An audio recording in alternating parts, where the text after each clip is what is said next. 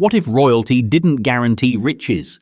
Imagine kings counting coins, queens selling jewels, empires reduced to IOUs. These weren't fairy tales. They were real rulers, dethroned by war, scandal, or history's indifference, left to fade in exile and poverty. From golden thrones to rented rooms, this is the untold story of monarchs who lost everything, except their titles. Welcome to 30 kings and queens who died in poverty, where the crown was heavy and the debt was heavier.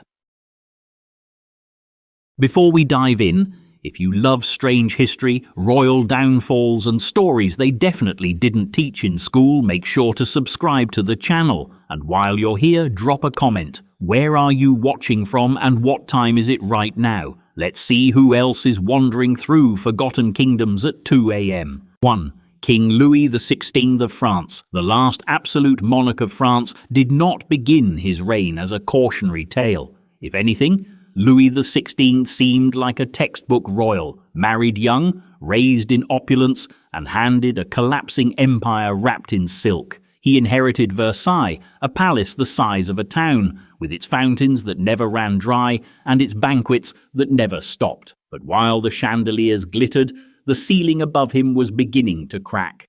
What Louis lacked in vision, he made up for in indecision. He was a man trained to rule, but not to lead. France, meanwhile, was a nation where the numbers no longer added up. Its economy was a patchwork of privilege and outdated taxes, designed to keep the nobility comfortable and everyone else conveniently invisible. By the late 1700s, invisible was turning into angry. Bread cost more than people earned. Winters froze the harvest. And Versailles, it still threw masquerade balls while peasants boiled grass. Louis had two fatal flaws. He trusted bad advice and waited too long. When the American Revolution called for support, Louis sent money, lots of it, enough to wound the treasury beyond repair. He thought he was funding liberty. Instead, he was paying for the guillotine that would later greet him. The irony? He helped another monarchy overthrow tyranny while ignoring the collapse of his own. By 1789, the revolution had begun. The king's reaction was classic royal denial, hesitant reforms, empty speeches, and the ill-fated decision to move troops near Paris. That went about as well as expected. The Bastille fell not just as a prison, but as a metaphor.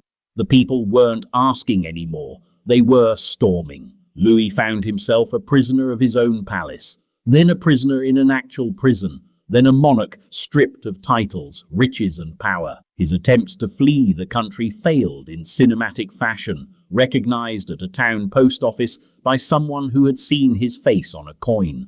The irony again, the very symbol of his authority became the proof of his irrelevance. In his final days, Louis XVI was allowed to see his family, read quietly, and eat plain food. Gone were the grand meals of Versailles, replaced by prison rations. Gone were the advisors and courtiers, replaced by guards and suspicion. He walked to the scaffold in silence, dressed modestly, refusing help as he climbed. Some said he tried to speak, others say the drums drowned him out. Either way, the message was clear. The king had become a man again, and then just a memory. And perhaps that's the most unsettling part. Louis didn't die in a palace surrounded by marble and mirrors. He died stripped of illusion, in a city that no longer believed in crowns. He began his life as a ruler ordained by God. He ended it, broke, dethroned and disposable. But even before the blade, his fate had been sealed not by one revolution, but by decades of royal inertia. He wasn't the architect of France's fall. He was just the final, heir to a long, decadent habit of not listening. And speaking of royalty who never listened, her diamonds sparkled while the country starved. Her name, you already know it. 2. Queen Marie Antoinette of France. She was not born poor, nor meant to die that way. Marie Antoinette entered France like a comet trailing silk and promise, a teenage girl from Austria sent to cement an alliance and decorate a throne.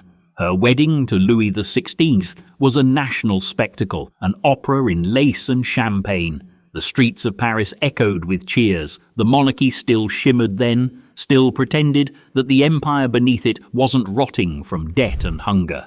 Marie was clever, beautiful, and disastrously insulated. Her education had prepared her to be adored, not understood. Versailles trained its royals in performance, to smile through gossip, to spend through shortage, to mistake applause for affection. And she learned quickly, too quickly. The young queen developed a taste for diamonds, wigs high enough to disrupt weather patterns, and miniature villages built solely so she could pretend to live like a peasant, minus the part where peasants actually starved. But the truth about Marie Antoinette isn't simple. History caricatured her as a spoiled villainess who sneered, "Let them eat cake." Yet she never said it. The phrase was propaganda, a literary insult recycled from a story written years before she was even queen. The real Marie didn't hate the poor, she barely knew they existed, and perhaps that was worse. Her crime wasn't malice, it was ignorance in a century that was running out of patience for ignorance. As France's finances burned, the Queen's image became the perfect target. The diamond necklace affair sealed her fate. A convoluted scandal involving stolen jewels, forged letters, and a con artist who pretended to be her. The evidence was thin, but the court of public opinion had already ruled. To the people, Marie wasn't just a queen anymore. She was the symbol of every unpaid tax and every empty stomach. The revolution didn't take her all at once. It stripped her layer by layer. First, the crowd surrounded Versailles, demanding bread and accountability. Then she and Louis were taken to Paris under guard. Escorted, they called it, though no one mistook it for protection. They lived under surveillance in the Tuileries Palace, their world reduced to a few rooms and an audience of suspicious eyes. By 1791, she was desperate enough to try escaping. The royal family disguised themselves as servants and fled in a heavy coach, rattling through the countryside like fugitives. The plan fell apart in a small town called Varennes when a postmaster recognized the Queen's face from a portrait. That was the end of her illusions. The journey from monarch to prisoner was complete. In captivity, Marie's wealth vanished like mist. Her jewels were confiscated, her servants dismissed, her gowns replaced by plain dresses. The woman once painted in gardens of satin and roses now washed her own linen. When her husband was executed, she wore black for the rest of her confinement. The Republic let her live for a time, long enough to become a ghost of herself, living on prison rations and scraps of dignity. What's haunting about Marie Antoinette isn't just that she died poor, it's that she had to live long enough to understand poverty. The girl who once staged peasant life as theatre eventually tasted the real thing: isolation, hunger, and loss. In her final months, she wrote letters full of remorse and longing. She spoke not like a queen, but like a woman trying to understand how everything had gone so wrong. The revolution took her crown, her family, and her fortune, but not her symbolic power. To the new republic, she was a warning.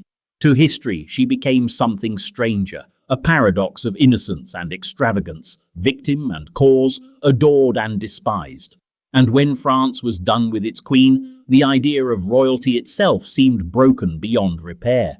But across the Channel, another monarch would test that theory, one who thought divine right was worth a civil war, and who learned in the end that even kings can run out of credit. If you're still with us after Marie Antoinette's diamond-studded downfall, you're exactly the kind of curious mind we love around here. So go ahead, subscribe to the channel for more royal unravelings and historical left turns. And tell us in the comments, where in the world are you listening from, and what time is it over there? Are you team Midnight Rabbit Hole or lunchtime in the archives?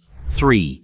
King Charles I of England. To misunderstand Charles IV is easy. He looked the part. Regal beard, solemn eyes, a wardrobe that blended kingly dignity with Renaissance flair. He believed in God, divine right, and his own unshakable authority. Unfortunately for Charles, England in the 17th century was not in the mood for belief. It was in the mood for revolution, debt collection, and parliamentary oversight. And Charles, He answered with stubborn silence and ever fancier clothing. When he inherited the throne in 1625, the kingdom wasn't exactly thriving. The treasury was light, war was always looming, and Parliament, the pesky elected institution that controlled funding, had grown increasingly vocal about the royal budget. Charles believed that kings answered only to God. Parliament believed kings should also answer to math, and so began the delicate sport of fiscal chicken. Parliament refused to fund Charles's wars unless he gave them more say in government. Charles refused to negotiate unless Parliament handed over the cash. The result, a royal economy so brittle it could be shattered by a bad harvest or an inconveniently timed war with Spain or France or both. Unable to raise money legally, Charles got creative. He resurrected forgotten taxes, fined people for outdated infractions, and imposed ship money, a tax traditionally reserved for coastal defense, on inland towns.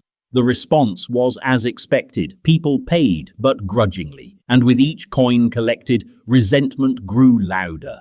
It didn't help that Charles had married a French Catholic queen in a Protestant country already simmering with sectarian tension. It also didn't help that his taste in art and ritual seemed to lean suspiciously toward Catholic aesthetics. In a land terrified of papal influence, Charles built altars and lit candles. Still, kings don't fall for poor taste alone.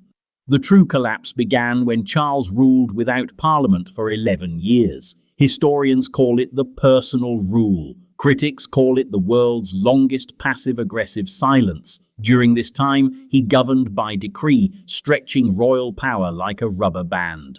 When rebellion broke out in Scotland, Charles needed money fast, but without Parliament, there was no legal way to raise it. And so, reluctantly, he called them back. Parliament returned with a vengeance, less a legislative body than a long list of grievances. They demanded reforms. He gave them resistance. Then he tried to arrest 5 members right in the House of Commons. The moment was theatrical and historically catastrophic. The Speaker refused to reveal their whereabouts, stating famously, "I have neither eyes to see nor tongue to speak in this place, but as the House is pleased to direct me." Translation, "You may be the king, but not in here." What followed was civil war, a conflict soaked not in the gore of battlefields, though they existed, but in the erosion of divine legitimacy. Charles lost, regained, and lost again. By the end, he was no longer a monarch but a liability. His supporters fled, his kingdom splintered, his household expenses had to be slashed to the point where court musicians and tailors went unpaid. When he was eventually imprisoned, he spent his final months in increasingly diminished circumstances. Gone were the royal banquets and extravagant courts.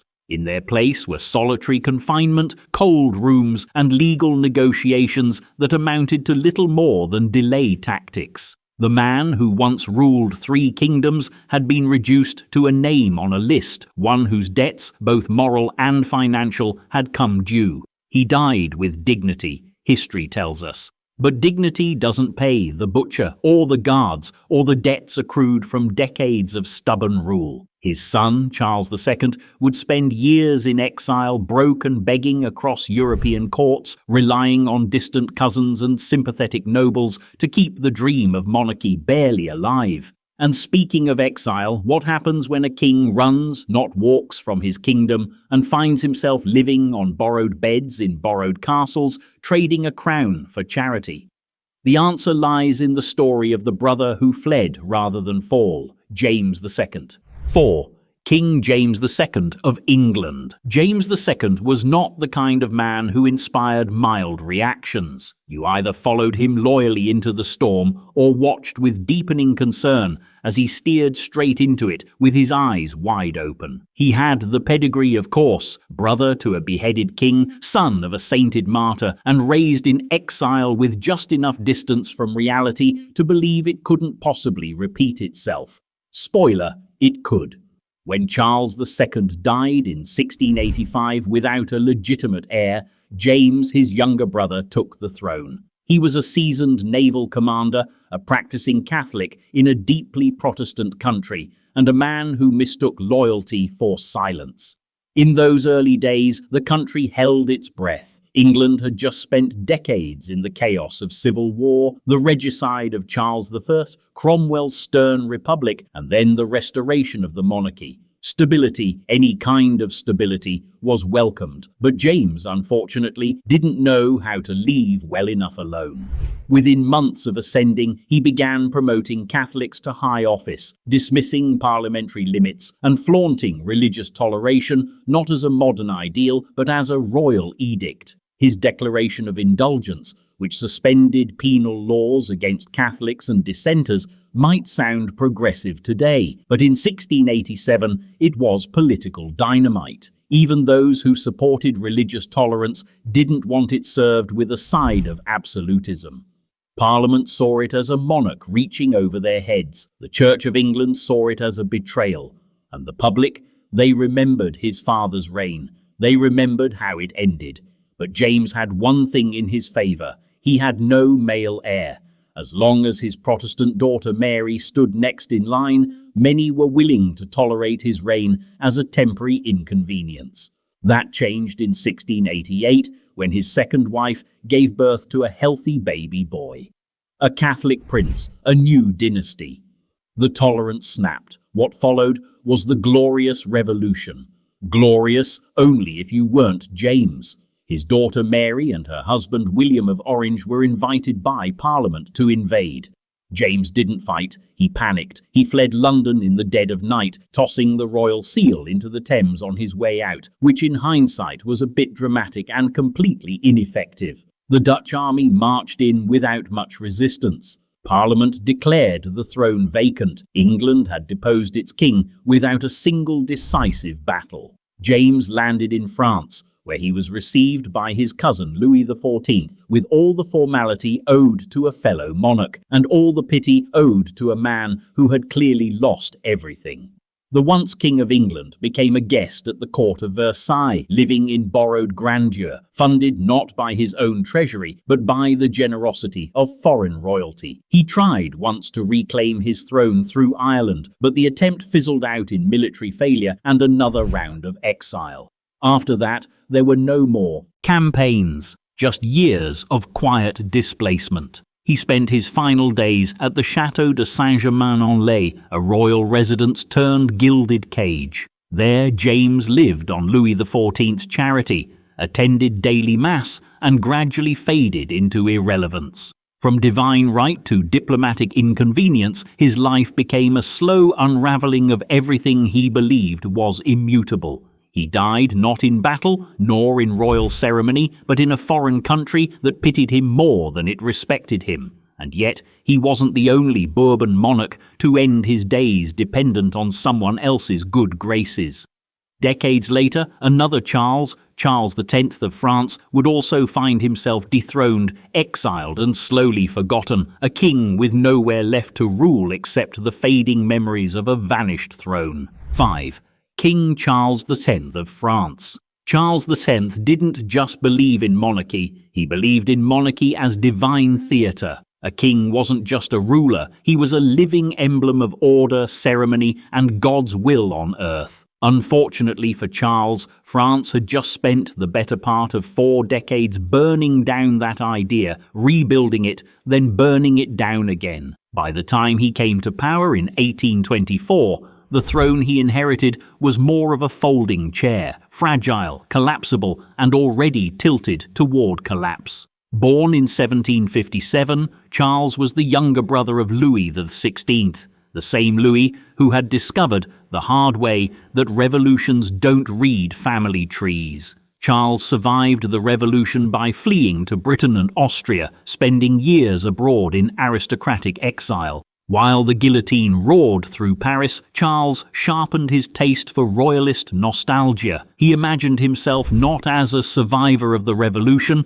but as its rightful correction. When the monarchy was restored in 1814, Charles returned with it, first as the Comte d'Artois, then as heir, and finally as king. By then, France had been through a revolution, a republic, an empire, another monarchy, and the occasional flirtation with civil collapse. Most people wanted calm. Charles, however, wanted purity.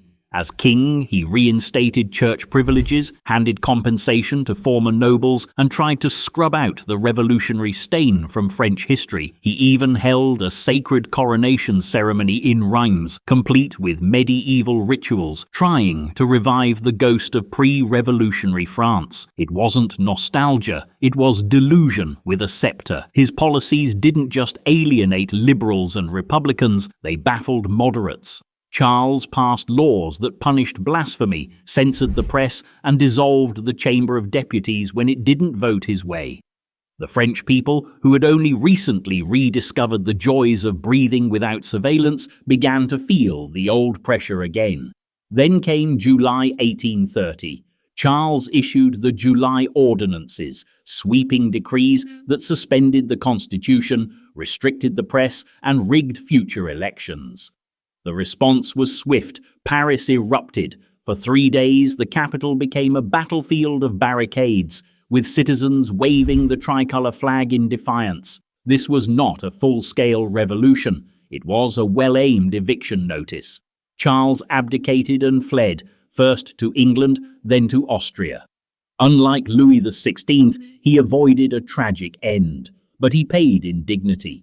The last Bourbon king of France, he lived out his final years in the modest exile of Gorizia, a small Austrian town nestled in the soft shadows of the Alps. His wealth dwindled. The grand receptions stopped. He was a king in title only, kept afloat by family connections and fading royalist sentiment. His story ends not in blood, but in slow ceremonial silence, the kind that surrounds relics rather than rulers. The monarchy he had tried to restore was gone, not with a bang, but with a shrug. And so Charles sat, far from Paris, a living artifact of a time no one wanted to return to. But monarchy never quite dies, it simply shifts. And while Charles clung to royal absolutes, another fallen king, this one from the north, would wander Europe in anonymity, stripped not just of power, but even of his name. His fall would be quieter, lonelier, and far colder. 6. King Gustav IV, Adolf of Sweden. In portraits, Gustav IV Adolf of Sweden looks the part, clean-shaven, composed, and slightly aloof. The gaze of a man who believes in order, perhaps even destiny. But destiny, as it turned out, had a particularly ironic route in store for him. Born to rule a Scandinavian kingdom, Gustav would end up trudging through Europe in near anonymity, stripped of title, wealth, and eventually even his own name. He came to the throne young, inheriting the Swedish crown in 1792 after his father was assassinated. But due to his age, a regency governed in his name until he turned 18. When he did finally take control in 1796, the kingdom expected a strong monarch, someone capable of navigating the political aftershocks of the French Revolution and Napoleon's military rise. What they got instead was a deeply pious, emotionally volatile ruler with a knack for alienating both allies and common sense. Gustav had principles. Unfortunately, they didn't pair well with diplomacy. He despised revolutionary France and viewed Napoleon as the literal Antichrist, hardly an ideal starting point for peace talks. He refused to recognize Napoleon's legitimacy, waged costly wars on his account, and isolated Sweden diplomatically. By the early 1800s, the nation was bleeding money, troops, and patience. His domestic rule didn't fare much better. Gustav distrusted reform and resisted political modernization. He centralized power around himself, governed with a stubborn hand, and failed to read the room, a fatal flaw in any era, but especially dangerous when you're surrounded by nobles who control your future. In 1809, Sweden lost Finland to Russia after a disastrous military campaign. For many Swedes, this was the final straw. Losing nearly half of the kingdom's territory wasn't just a strategic failure, it was a national humiliation. The military, nobility, and parliament had had enough. A coup was staged. Gustav was arrested in his sleep, quietly deposed, and imprisoned without fanfare. His abdication wasn't ceremonial, it was administrative. There were no grand speeches or last royal decrees, just paperwork. He was told to leave, and he did, escorted out of the very system he once ruled. From there, his descent into obscurity began. Exiled from Sweden, Gustav wandered through Europe like a displaced aristocrat from a half-forgotten novel. He adopted false names, including Colonel Gustafsson and Mr. Gustafsson, and avoided politics entirely. For years, he moved between Switzerland, Germany, and Austria, living off a patchwork of minor pensions, private donations, and dwindling inheritance. At times, he stayed in rented rooms under assumed identities, a king without a country pretending to be someone else just to get by. No court, no servants, no throne. Gustav IV Adolf died in 1837 in the Swiss town of St. Gallen, penniless and forgotten. He had once ruled a kingdom that stretched across the Baltic. By the end, he occupied a small, anonymous apartment in a neutral country where no one bowed and few remembered. And yet, his fall wasn't even the most dramatic of the Napoleonic age. For the man Gustav hated most, Napoleon Bonaparte himself, would suffer a reversal so grand, so operatic, that even the exiled Swedish king might have paused to admire it from afar. Because when you've crowned yourself emperor, the drop to isolation is that much farther. 7. Emperor Napoleon Bonaparte. It's hard to think of Napoleon Bonaparte as poor. The very name still conjures images of cannon fire, imperial regalia, and that signature hand-in-waistcoat pose, half genius, half theatre. He crowned himself Emperor of the French in 1804, an act of such staggering confidence that even the Pope in attendance was reduced to stage furniture. At his peak, he ruled over most of Europe like a man speed-running history. And yet, despite the palaces, the portraits, and the planetary ambition, Napoleon ended his life not as a sovereign, but as a tenant, exiled on a rock in the South Atlantic, squabbling with his British jailers over laundry bills and dinner portions. He didn't begin poor. Quite the opposite. Born to minor Corsican nobility, Napoleon rose rapidly through the military ranks during the French Revolution. He was brilliant, lucky, and utterly unafraid to redraw borders if it suited him. Wealth poured in, tribute from conquered lands, plunder from campaigns, and enormous state budgets he controlled directly. For years, France's coffers and Napoleon's personal finances were basically the same thing. But like many men who climb quickly, he mistook momentum for immortality. Napoleon waged war across Europe, each campaign more ambitious than the last. Spain, Austria, Prussia, Italy. He defeated them all until he didn't. The disastrous invasion of Russia in 1812 shattered his forces and his myth. Within 2 years, Europe had turned on him. Paris was captured. Napoleon abdicated. His first exile was almost polite, the island of Elba, just off the Italian coast. He was allowed a small court, a pension, and nominal rule over the island. But the pension never came. The restored Bourbon government, surprised, didn't feel like paying their old enemy. So Napoleon began plotting. He escaped Elba in 1815, marched into France, and retook power without firing a shot. Soldiers sent to arrest him instead knelt and shouted his name. It was the most cinematic comeback in European history. It lasted 100 days. After his final defeat at Waterloo, there were no more illusions. The British exiled him again, this time to St. Helena, a remote island thousands of miles from Europe, chosen precisely because it was too far for glory and too lonely for escape. There, Napoleon lived in a damp house with peeling wallpaper, surrounded by soldiers, and allowed only limited contact with the outside world. His requests for books, furnishings, and comforts were filtered through layers of British bureaucracy. He argued over firewood. He drafted long letters of complaint. The man who once redrew the map of Europe now counted spoons and rationed candles. His fortune, once immense, was inaccessible, frozen by governments or lost in the chaos of retreat. The self-made emperor, who had dictated terms to kings, now needed approval to order new boots. When he died in 1821, it wasn't as a ruler or legend, but as a problem solved. And yet, even in isolation, his myth only grew, because the world never forgets a man who crowned himself. But what about the woman he left behind, the first Empress of France? While Napoleon vanished into the sea mist of St. Helena, Josephine remained behind in a world that no longer had room for her diamonds, her palaces, or her name. 8. Empress Josephine.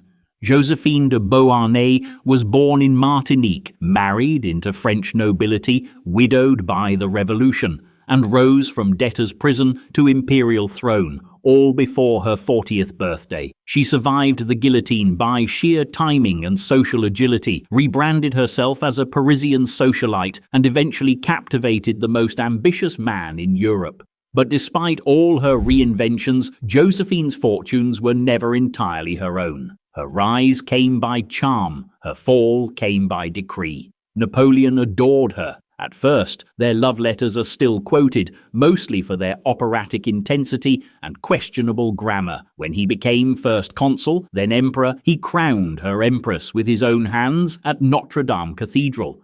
It was meant to be a gesture of defiance and devotion. He was declaring that she was not just his wife, she was his equal on the throne. Symbolically. Legally, not so much, but for all her titles, Josephine brought baggage. She had 2 children from her first marriage, useful for legacy, awkward for optics, and no more on the way. That last part mattered. After years of trying, it became clear she would never provide Napoleon with an heir, and a dynasty without an heir is just a very expensive detour. So in 1810, Napoleon divorced her, publicly, politely, brutally. He insisted it was for France. She agreed because saying no to an emperor doesn't generally end well, even when the emperor still likes you. He married Marie Louise of Austria weeks later. She was 18, royal and fertile. Josephine was 46, heartbroken and officially history. To his credit, Napoleon didn't abandon her entirely. He granted her the Château de Malmaison, a grand estate outside Paris, along with a modest income and a symbolic title. But once he was deposed in 1814, even that lifeline began to fray. His assets were seized, his supporters fled. France, under the returning Bourbons, no longer had any use for an ex-empress tied to a deposed regime. Josephine maintained appearances, lavish gardens, imported roses, long walks through manicured grounds, but the fortune that once sustained her was gone. She sold art, jewelry, and personal effects to keep up the facade. The staff shrank, repairs were postponed, she hosted foreign dignitaries with borrowed silverware and rehearsed elegance. She was still the Empress of Etiquette, but only just. In the end, her wealth was a memory, and her title ceremonial. She died in 1814, shortly after entertaining Tsar Alexander I of Russia. One last royal guest to impress, one final audience to host. She had lived through the revolution, outlasted Napoleon's empire, and witnessed France devour its own crown more than once. But she died quietly, no longer rich, no longer royal, and no longer remembered as the ruler she had once appeared to be. Yet Josephine's story lingers, not as a tale of power, but as a reminder of how quickly it vanishes. And in the shadows of lost empires, another king, born to a country that never quite wanted him, would discover that exile is less dramatic than imagined, especially when you're clinging to your title in a borrowed Bavarian villa. 9. King Otto of Greece. Otto of Greece began his reign in a toga.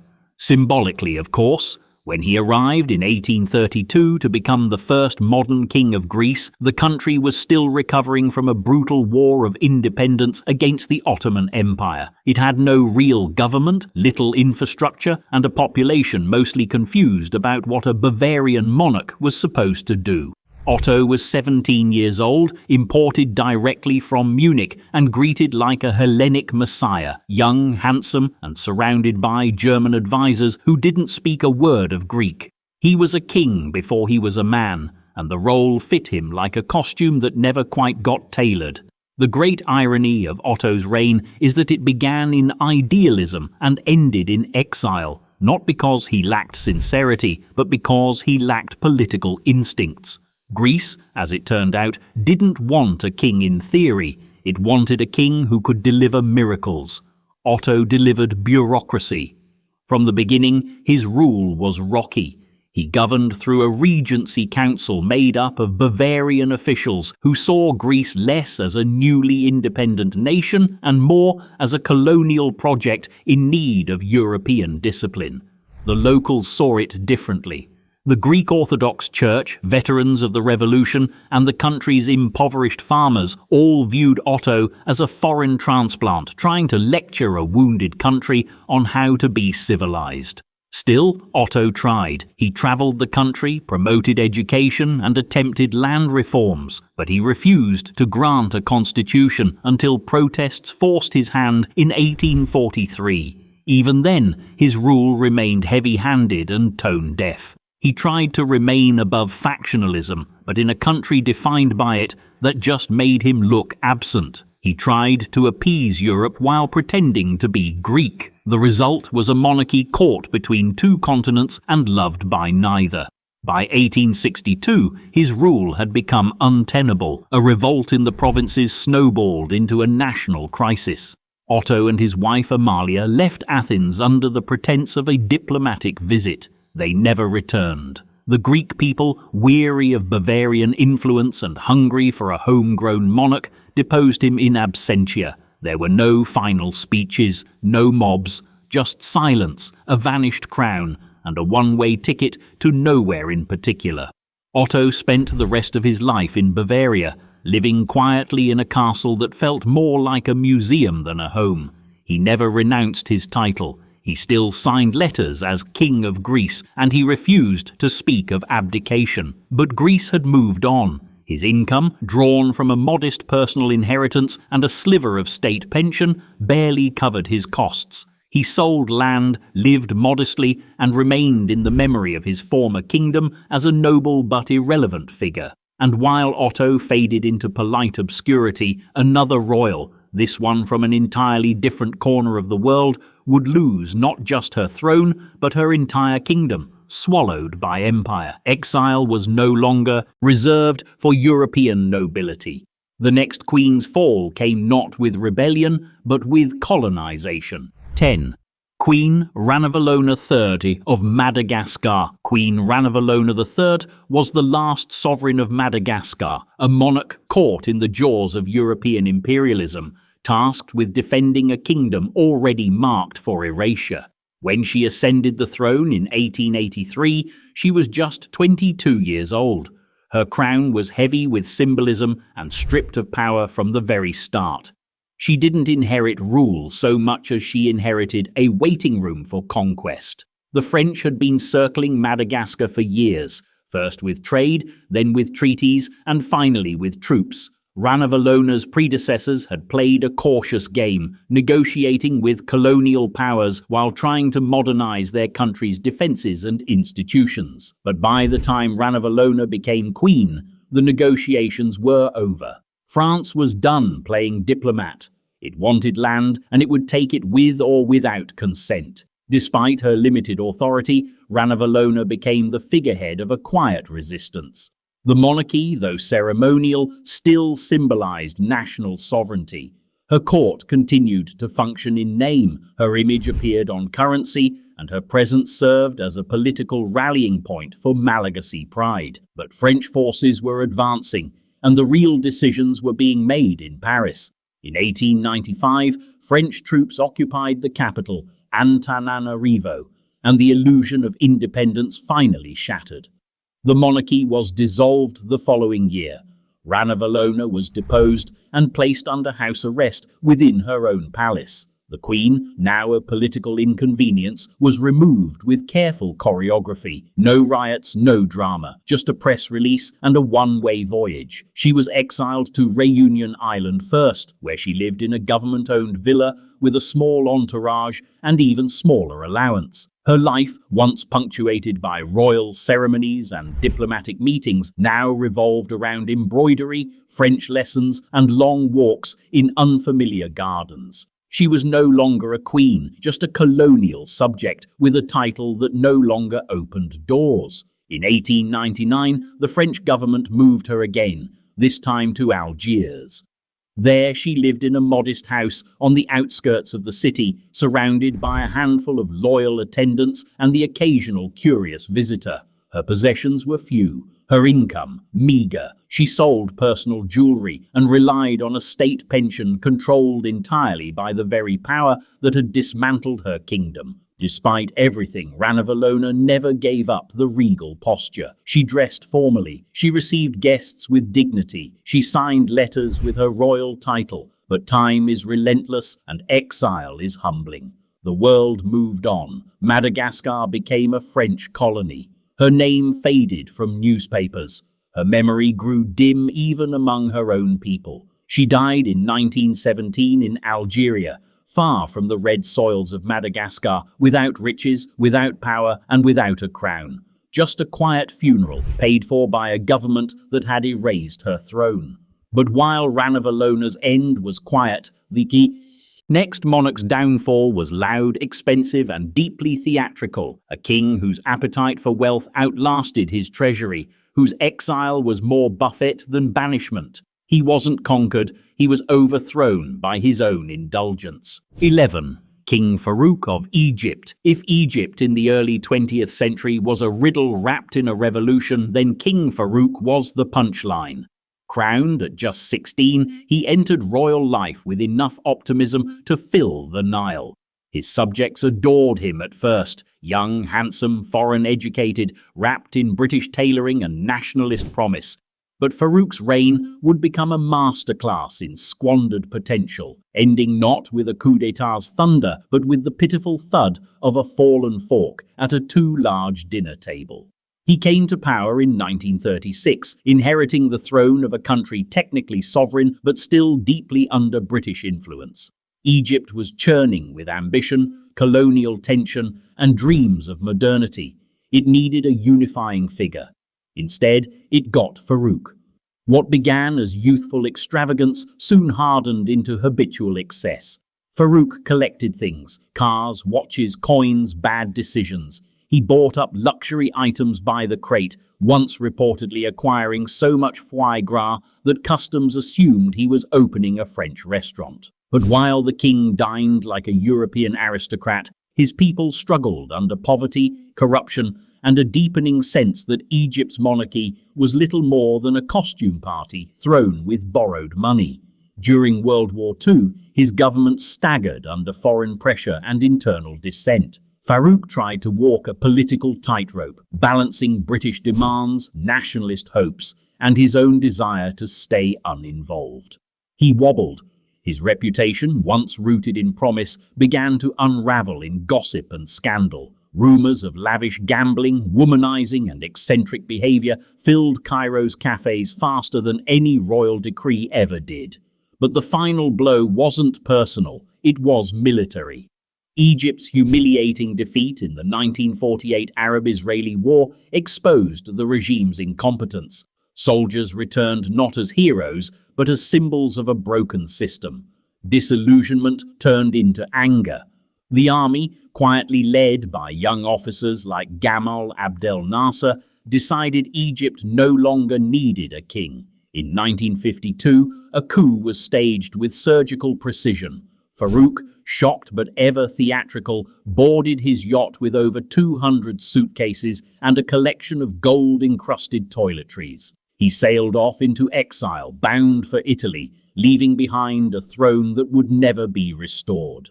Farouk's life in exile was as bloated as his reign.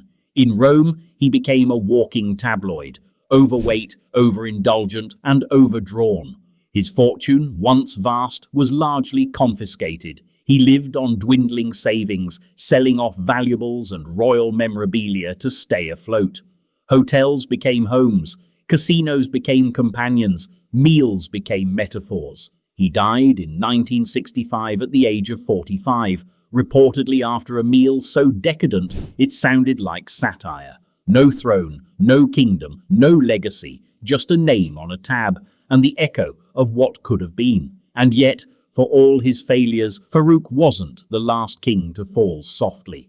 Another monarch, this one from Italy, would slip into exile not with scandal, but with silence, forced to abdicate after a single month on the throne. His name?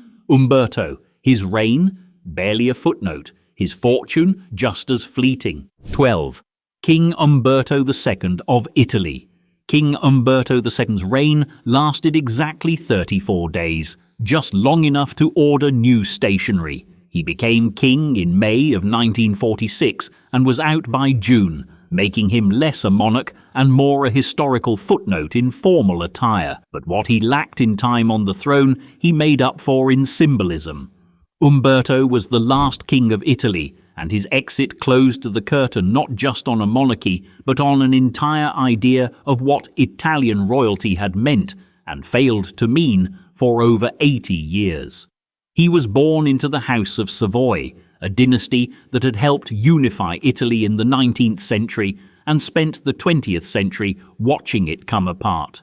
His father, King Victor Emmanuel III, ruled during both world wars and did little to stop Mussolini's rise to power. When the fascist regime collapsed, the monarchy's popularity collapsed with it. By 1944, the writing was on the palazzo wall. To save what was left of the royal reputation, Victor Emmanuel abdicated in favor of his son. It was a ceremonial gesture, too late, too little, and seen by most Italians as a cynical PR maneuver. Umberto II tried to project a more modern image, dignified, progressive, constitutional. He made speeches about democracy, promised reform, smiled in public. He shook hands instead of raising scepters. But the monarchy's fate wasn't in his hands. It was on the ballot. In June 1946, Italy held a referendum. Monarchy or republic? The vote was close, but decisive. The republic won. Umberto left the country the next day, flying to Portugal in self-imposed exile. He insisted he was stepping aside to avoid civil strife. The truth was simpler. The kingdom was gone, and no one had asked him to stay. Exile was neither glamorous nor tragic, just quiet. He settled in Cascais, a seaside town on the Portuguese coast, where he rented a modest villa and lived off a dwindling allowance from private sources and sympathetic monarchists. His fortune, never vast to begin with, had been heavily impacted by war, confiscation, and the simple fact that he no longer had a country to fund him. In Portugal, Umberto maintained the outward habits of a king: formal dinners, royal correspondence, public statements about Italian politics. But in reality, he was a private citizen with a ceremonial name. He spent his later years advocating for the monarchy's restoration, issuing carefully worded declarations and quietly accepting that no such restoration would ever come. He died in 1983 in Geneva, far from Rome. His body returned to Italy only after legal wrangling. His final resting place is in Hautecombe Abbey in France, not in the land he once ruled for a month. His legacy is as subtle as his fall. No revolutions, no grand betrayals, just the soft ending of a royal chapter the public had already finished reading. But while Umberto left with restraint, his royal predecessor in Spain would lose her throne with flair, scandal, and a heavy dose of political fallout. Queen Isabella II didn't go quietly. She went dramatically, dragging the monarchy into exile with her. 13. Queen Isabella II of Spain. Queen Isabella II of Spain was born onto the throne before she even knew how to sit on it. Crowned queen at the age of 3 after the death of her father, Ferdinand VII, she spent her entire early life surrounded not by toys and tutors, but by court intrigues, political manipulation, and the kind of palace whispers that start civil wars. She wasn't so much raised as she was weaponized. Her reign began under a regency led by her mother, Maria Christina, whose leadership mostly served to inflame the already simmering tensions between liberals and conservatives, monarchists and republicans, traditionalists and modernizers. The First Carlist War broke out almost immediately, a dynastic civil conflict between supporters of Isabella's claim and those of her uncle, Carlos. In a way, Isabella inherited not just the throne, but a kingdom on the verge of implosion. When she finally began ruling in her own name in 1843, at the still young age of 13, Isabella II faced a Spain that was fractured politically, socially, and economically. Her answer was, well, complicated. She tried to govern, but her court became a revolving door of shifting loyalties, favoritism, and political patronage. Prime ministers came and went like hired violinists at a banquet. Between 1833 and 1868, Spain went through over 60 governments. Most of them collapsed under their own contradictions. All of them had to deal with Isabella. She struggled to maintain popular support. Her personal life didn't help. Though married off to her cousin, Francisco de Assis, their union was more strategic than affectionate. Gossip about the coldness of their relationship, the illegitimacy of her children, and her rumored affairs circulated wildly. For monarchs, image is currency, and Isabella's was consistently overdrawn. Then came the revolutions of 1868. Known as La Gloriosa, the uprising was less about idealism and more about exhaustion. Spain had grown weary of corruption, censorship, economic decline, and the perception that the Queen was more interested in palace politics than national well-being. She was deposed without a bloody battle, a rare achievement in Spanish history. Facing massive protests, rising military opposition, and zero meaningful allies left in government, Isabella packed her bags and boarded a train to France. Exile was her new reality. She settled in Paris, where she lived not as a queen-in-waiting, but as an awkward guest of the French Empire. Her finances quickly shrank. Much of her personal wealth had been tied up in Spanish property or seized by the new government. She relied on a small pension, support from allies, and the occasional sale of jewelry or heirlooms to stay afloat. Parisian society never quite knew what to make of her. She tried to host salons, maintain a semblance of royalty, and preserve her dignity, but the era of absolute monarchs was fading. She abdicated in favor of her son, Alfonso XII, in 1870, a move designed more to restore the monarchy's viability than out of personal conviction. Still, even after abdication, she remained on the periphery, never fully embraced, never fully ignored. She died in 1904, surrounded not by royal grandeur, but by a much diminished circle of attendants and exiled nobility. Her legacy remains as tangled as her reign, blamed for the monarchy's near collapse, yet also remembered for being a woman thrust into power far too young, in a country far too divided. But if Isabella's fall was the end of one dynasty's hold on Spain, her son's rule would also come to a bittersweet close. This time, not by scandal, but by the shifting tides of history, where monarchs no longer vanished in shame, but simply faded with the flags they once saluted. 14. King Alfonso XIII of Spain. King Alfonso IV and XIII was born king. Not metaphorically, literally. His father, Alfonso XII, died before he was even born, and so the infant entered the world in 1886, not just with a name, but with a crown. He was lifted up as Spain's royal future before he'd taken his first steps. But being born to a throne doesn't guarantee you'll keep it. And Alfonso XIII's life would unfold like a long, winding descent from ceremonial cradle to permanent exile. His early reign was shaped by a regency under his mother, Queen Maria Christina, during which Spain saw its colonial empire collapse.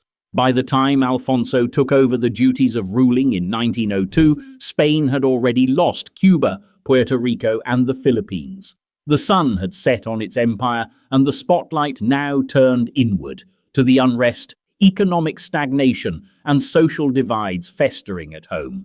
As a young monarch, Alfonso was energetic, charismatic, and for a while genuinely popular. He was deeply involved in politics, too involved by some accounts. Unlike the constitutional monarch he was supposed to be, Alfonso interfered frequently in governmental affairs. He fancied himself a stabilizing figure, but what he became was a political magnet, attracting both blame and resistance from a population growing weary of royal overreach and national decline.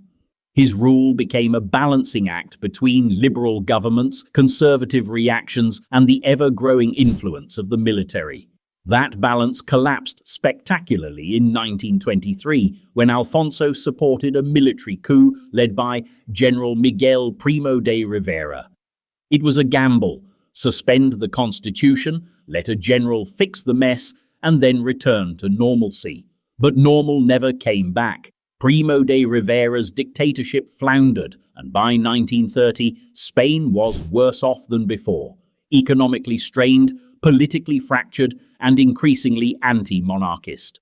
Sensing the ground shifting, Alfonso attempted to backpedal. He distanced himself from the dictatorship, called for elections, and hoped for redemption. What he got was rejection. In the 1931 municipal elections, Republican candidates won sweeping victories in major cities. The message was clear: Spain was done with kings. Alfonso fled the country that same year, not under the threat of violence, but under the weight of public disdain. He left without formally abdicating, still clinging to the title, but with nowhere left to wear it. His destination? Exile, of course. Paris first, then Rome, and like so many other dethroned royals of the 20th century, he became a quiet figure living off reduced means and fading significance. Most of his personal wealth had been tied up in Spanish assets that were frozen or seized. His expenses quickly outpaced his income. He sold off properties, lived modestly in rented quarters, and relied on the generosity of European relatives and loyalists to survive. The king, who once navigated European courts with confidence, now navigated embassy waiting rooms and dwindling bank accounts. He died in Rome in 1941 during World War II, largely forgotten by the world he once tried to rule. His funeral was subdued. His legacy was uncertain. Spain would endure a brutal civil war and decades of dictatorship before the monarchy was cautiously restored under his grandson Juan Carlos I. And yet, Alfonso's story is not just one of political failure. It's the story of a man born with everything, who tried to be both king and politician in a century that would accept neither. But if Alfonso's exile was slow and ceremonial, the next royal departure would be far stranger.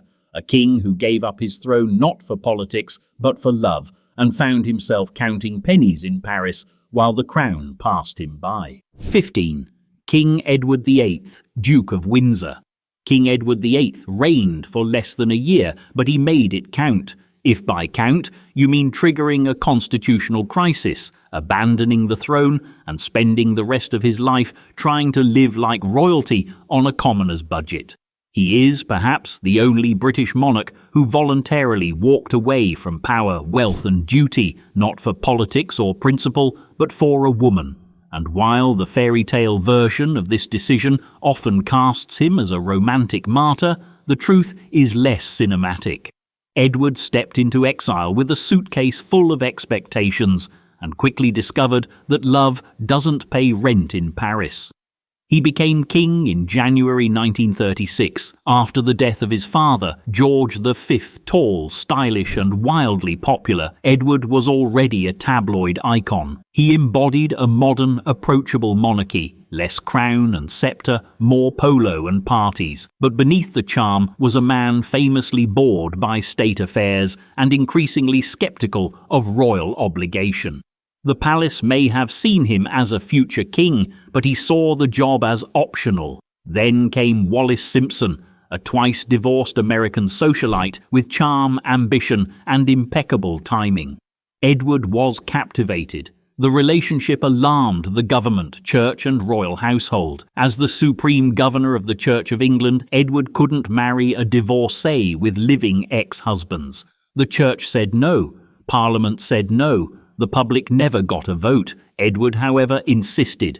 And when it became clear that his personal life and kingship were incompatible, he chose the former. In December 1936, he abdicated in a radio address that sounded dignified but carried a strong note of self-pity. His brother Albert became King George VI. Edward was granted the courtesy title Duke of Windsor. It was the last favour the monarchy extended to him without regret. He married Wallis in 1937 in France. No royal family members attended. The British establishment turned its back, and Edward discovered the true cost of walking away from the crown. His allowance, negotiated during the abdication, was modest by royal standards and came with strings attached. The Duchy of Cornwall, traditionally used to fund the Prince of Wales, remained with the new heir. The Duke of Windsor was left with private savings, some properties, and a deepening sense that he had traded power for a pension. He spent the rest of his life in semi-exile, mostly in France, occasionally in the US, and always just outside the royal spotlight. He lived in rented villas, frequented expensive restaurants, and maintained a lifestyle more suited to a prince than his bank account could sustain. Wallis's wealth and help from sympathetic friends kept things afloat, but behind the tailored suits and famous photographs was a man often struggling with money, status, and relevance. He tried to negotiate official roles during World War II, including a position as governor, but the British government, wary of his politics and sympathies, kept him at arm's length. There were whispers about his views, his affiliations, his usefulness. He faded from public service and faded into high society. Edward died in 1972 in Paris. His funeral, held at Windsor, marked a brief return to the royal world he had abandoned decades earlier. By then, his title was ceremonial, his fortune reduced, and his legacy forever tangled in a question. Was it love or was it vanity? And while Edward chose to walk away, the next queen did quite the opposite. She ran toward freedom, away from a crown she herself had worn. A queen of contradictions who dressed like a man, ruled like a king, and spent her exile as an eternal enigma drifting through Europe. 16. Queen Christina of Sweden. Queen Christina of Sweden never quite fit the mould, either of a monarch or a woman in 17th century Europe. Crowned at the age of 6 after her father Gustavus Adolphus died in battle, she was raised like a prince, educated in politics, philosophy, and the art of war. She was the only child of a warrior king, and Sweden, fresh from its glory days in the 30 Years' War, expected her to become a stabilizing ruler and a reliable Protestant figurehead.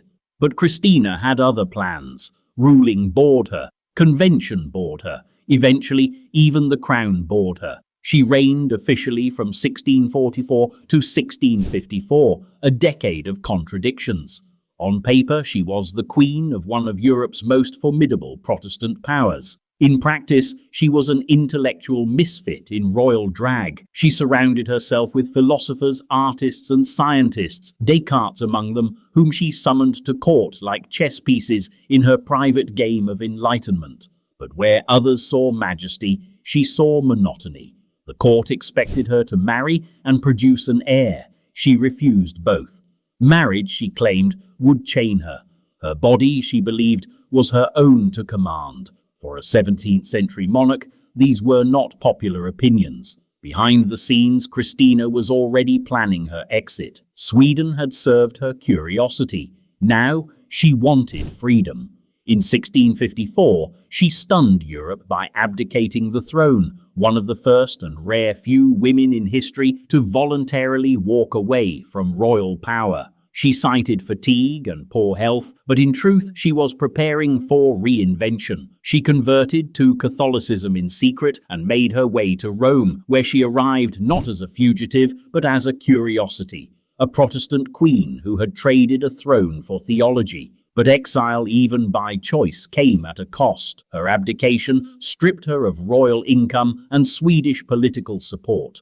Though the Vatican welcomed her as a spiritual triumph, Christina's actual life in exile was far less opulent than she hoped. She relied on papal stipends, which came irregularly and never covered her tastes. She borrowed frequently, lived in debt, and bounced between palaces and borrowed residences. Her entourage shrank, her debts grew.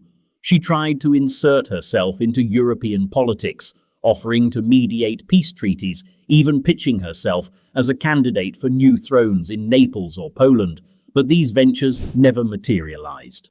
She was admired but rarely taken seriously. She styled herself queen without a realm, and Rome became her theatre. She hosted salons, staged performances, and curated her image as a patron of the arts and philosopher queen. But beneath the posturing was a woman aging in a world that had little interest in funding her independence. As creditors knocked, she sold belongings, downsized, and relied increasingly on favours and dwindling papal generosity.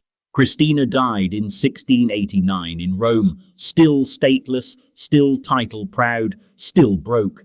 She was buried in the Vatican, a rare honour for a woman, rarer still for a former Protestant monarch. But even in death, her contradictions persisted. She left behind no kingdom, no heirs, and no stable fortune, only stories. Yet while Christina's exile was flamboyant and philosophical, the next king's downfall was far darker, twice dethroned, mentally unravelling, and slowly forgotten within the damp walls of his prison.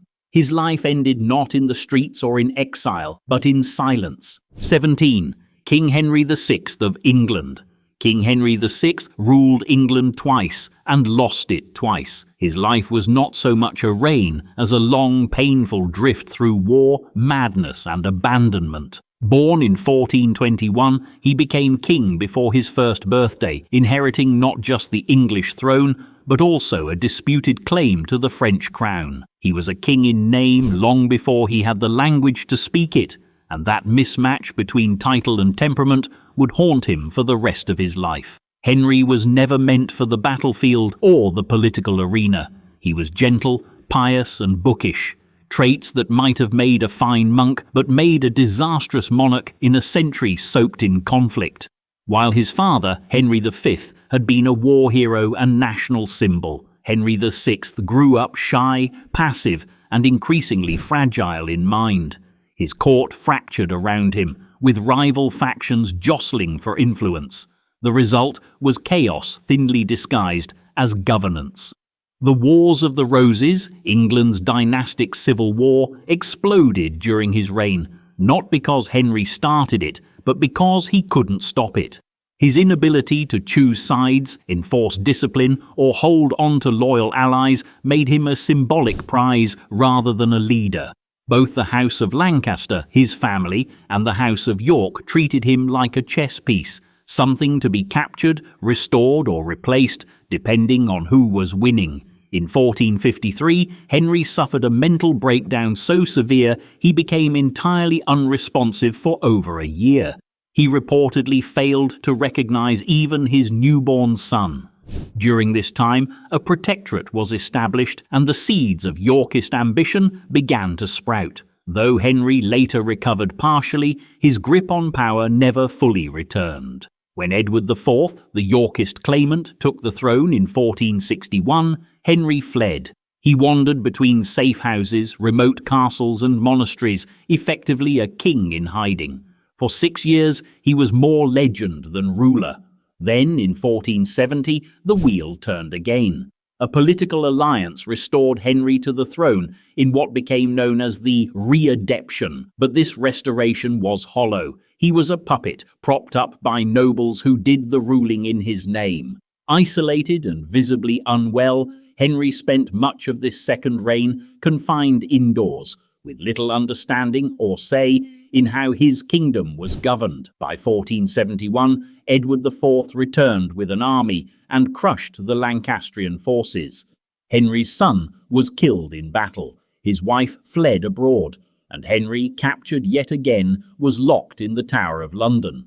The king, who had once ruled both England and a good part of France, now found himself alone in a stone cell, without allies, army, or hope. His books were gone, his robes stripped, his court dispersed. The tower provided shelter, but not status. And while the official story says he died of melancholy, his fate remains one of quiet erasure. His body left to history, his dignity traded for political convenience. Henry VI was not wicked nor tyrannical.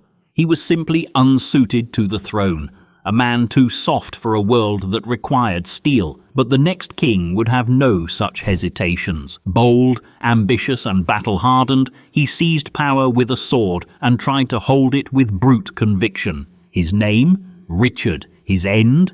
Far less noble than the legend he tried to write. 18. King Richard III of England. King Richard III has one of the most contested reputations in English history. Villain to some, misunderstood reformer to others, and for many years little more than a hunchbacked caricature from a Shakespeare play. But strip away the dramatics and the dried ink of Tudor propaganda, and what's left is a king whose fall was not just a matter of battlefield defeat, but of a legacy buried, both figuratively and, for centuries, literally. Born in 1452, Richard was the 11th of 12 children in the House of York, a family entrenched in the Wars of the Roses. He was loyal to his older brother Edward IV, who claimed the English throne during a time when loyalty was usually answered with treachery. Richard earned a reputation as a capable military commander, especially during the brutal northern campaigns. As Duke of Gloucester, he governed parts of England with a surprising level of administrative efficiency.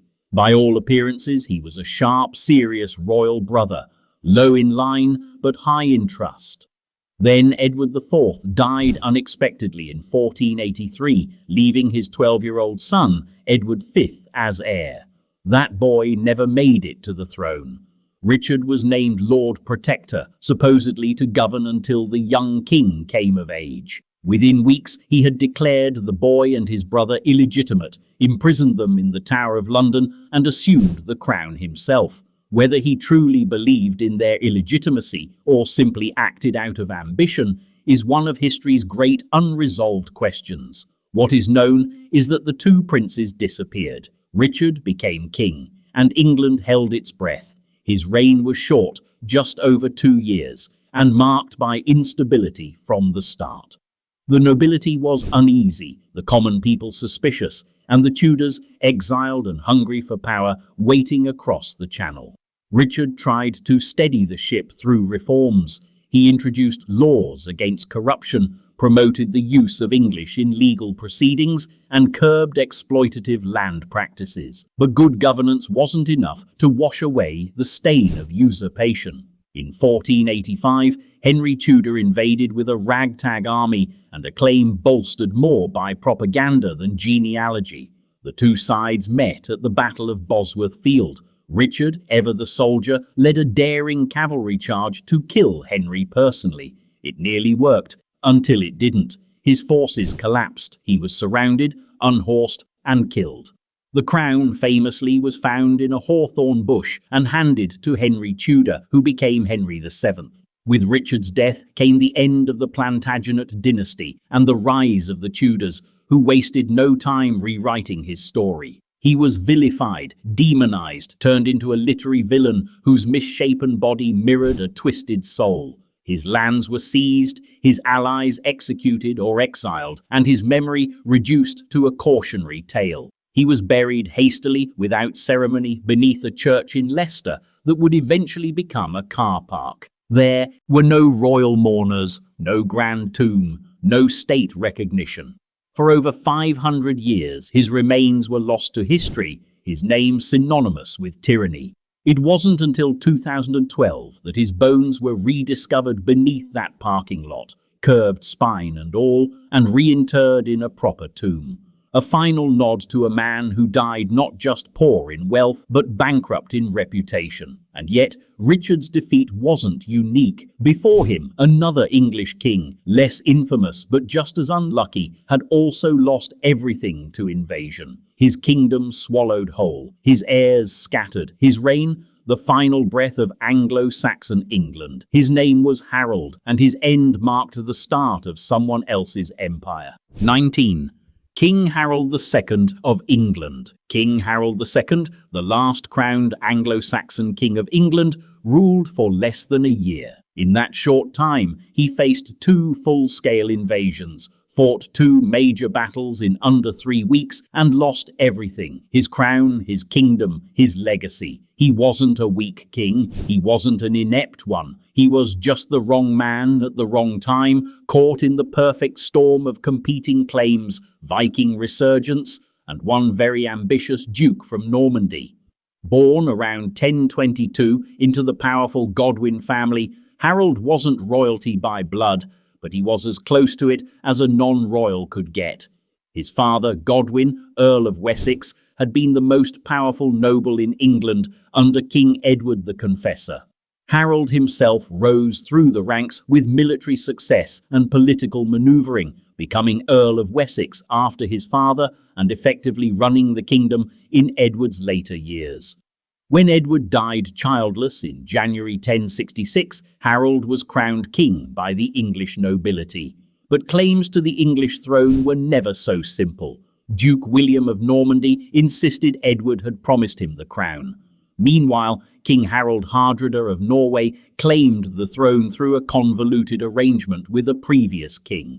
England suddenly was the prize in a brutal international tug-of-war. Harold didn't get a coronation honeymoon. By September, the Norwegians invaded. Harold raced north, met them at the Battle of Stamford Bridge, and achieved a stunning victory, ending Viking ambitions in England for good. But before he could even change his armour, word came that William of Normandy had landed in the south. Harold marched his army 200 miles in under 2 weeks to meet the new threat. Exhausted, undermanned but unyielding, Harold made his stand at Hastings. We all know how it ended. The Norman cavalry broke the English shield wall after hours of brutal fighting. Harold was killed, how exactly historians still debate, and William claimed the throne. It was the end of Anglo-Saxon rule, the beginning of Norman England, and the start of centuries of French influence on the island. But while the story of Hastings is often framed as a decisive moment of military conquest, what followed for Harold's family was a long, slow descent into obscurity and poverty. His mother and siblings fled the royal court. His sons attempted to resist Norman rule, but were eventually pushed out. The wealth of the Godwin family was confiscated. The sprawling estates were broken up and redistributed to William's loyal followers. Harold's bloodline, once the power behind the throne, became landless nobility scattered across Ireland, Scandinavia, and beyond. There was no official burial. His body, mutilated in battle, was said to be identified only by his mistress. Some legends claim he survived and lived out his days as a hermit. Others say his remains were quietly reburied by monks. But England had already moved on. The new court spoke French. The old nobility was erased, replaced, or made irrelevant. Harold's fall wasn't just about one battle, it was about the speed with which power, wealth, and even memory can be stripped away by history. One moment you're King of England, the next you're a ghost in a foreign chronicle, your line forgotten, your land gone. And yet, Harold's fate wasn't uniquely Anglo-Saxon. Across the Channel, another royal woman, scorned, humiliated, and pushed from court, would find herself living in exile, scraping by with faded titles and shrinking funds. Her crown came with ridicule, her marriage with betrayal, her exit unceremonious. Her name was Caroline, and she was queen in name only. 20. Queen Caroline of Brunswick. Queen Caroline of Brunswick entered British royal life like a storm in a chandelier factory. Unpredictable, dramatic, and guaranteed to break something. She was German, outspoken, and refreshingly unsuited to the stiff conventions of the British monarchy. Unfortunately for her, she was also married to George IV, a man whose capacity for indulgence was matched only by his loathing for his own wife. Their union, arranged for dynastic convenience, turned into one of the most scandalous and humiliating sagas in the history of royal marriage and left Caroline quite literally out in the cold. She arrived in England in 1795 to wed George, then Prince of Wales, sight unseen. The moment he saw her, George reportedly asked for brandy. The feeling was mutual. He was bloated, arrogant, and still pining for another woman. She was loud, blunt, and completely uninterested in pretending otherwise. The wedding went ahead regardless, and the couple separated almost immediately afterward, barely tolerating each other long enough to produce one child, Princess Charlotte. From there, Caroline's life became a slow public exile. While George lived extravagantly on the public purse, Caroline was pushed into the fringes of court life. Her behavior, sometimes eccentric, often rebellious, made her an easy target for gossip. She was denied access to her daughter, denied formal court status, and eventually denied even a home in England. In 1814, she agreed to leave the country entirely, accepting a pension in exchange for staying out of sight. She traveled through Europe, causing mild diplomatic chaos wherever she went, receiving applause from Republicans and suspicion from monarchists. She settled in Italy, surrounded by a questionable entourage and mounting rumors about her private life. The British government, likely encouraged by George himself, launched a formal investigation, sending spies to trail her, gather testimonies, and compile evidence for a potential divorce trial. The result was the infamous Milan Commission, which collected a laundry list of alleged improprieties, none of which could be decisively proven. In 1820, George finally became king. Caroline, seeing herself as queen consort by right, returned to England to claim her title. The monarchy was not amused. Parliament introduced the Pains and Penalties Bill, essentially a public divorce trial designed to strip her of her crown. For weeks, salacious details, half-truths, and outright fabrications were aired in the House of Lords like a royal tabloid. But something unexpected happened.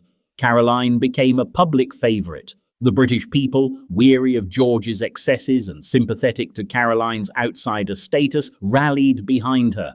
Protesters flooded the streets, pamphlets mocked the king, satirists crowned Caroline the queen of the people. The bill was eventually withdrawn, not because she was innocent, but because the monarchy feared the king. Backlash, yet victory brought little reward. Caroline was barred from George IV's coronation in 1821, literally turned away from Westminster Abbey while crowds jeered. Humiliated and physically unwell, she retreated into obscurity, living in modest lodgings, estranged from power and stripped of dignity. She died weeks later, poor in fortune but oddly rich in public sympathy. Her funeral procession was mobbed by supporters, her name etched not in gold but in satire and sorrow. And while Caroline's exile was a spectacle of ridicule and defiance, another king, one hiding quietly in the shadow of revolution, was enduring a very different kind of downfall. Before the Restoration brought him back, Louis VIII lived not as a ruler, but as a guest in borrowed palaces, waiting decades for a crown that may never have returned. 21. King Louis XVIII of France, before the Restoration. Long before he was restored to the French throne in 1814, Louis XVIII lived a life of velvet-lined homelessness. He was the brother of Louis XVI, the monarch famously guillotined during the French Revolution.